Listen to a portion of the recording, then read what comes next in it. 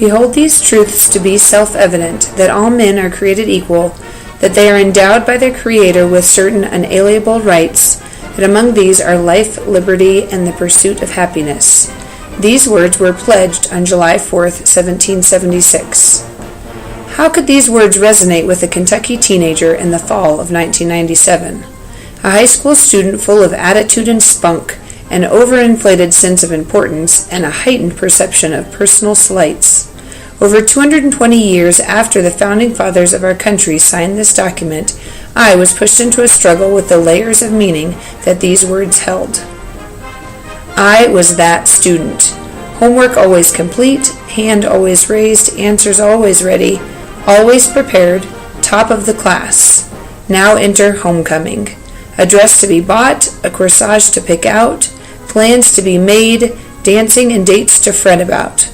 My academic responsibilities were the last thing on my mind. Those responsibilities did not disappear, though. I was ready for the football game, dance, and other homecoming festivities. I was not ready for my second period AP English class. The assignment had been given the day before and very quickly forgotten. Into the backpack and out of the mind, all in one motion. I offered no explanation to Mrs. McKinney. She didn't ask for one either. Checking my grades later on, I noticed that this assignment had been marked as excused. What? I knew myself that there was no excuse. Slowly, I realized that I was the victim of unequal treatment. I knew that this action of Mrs. McKinney was not typical for her.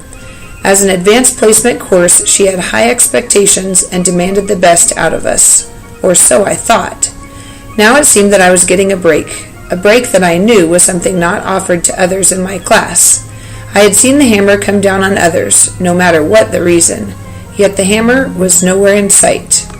Was this a gift? Was it something that I had earned? Or was this privileged treatment? Is this something that would infuriate my classmates if they knew about my pass on this assignment? Would they want to tar and feather me, taunt me with chants of brown noser and teacher's pet? This episode was one tiny, inconsequential moment in my life. No one found out. No one had the chance to cry unfair. No actions were taken. In my head, though, a much bigger idea grew. It was easy to see inequality and unfairness when I was the one on the receiving end of that treatment. How easy was it to address inequality when I was benefiting from it? What would Tom Jefferson say? If all men are created equal, could this have been the start of a rebellion?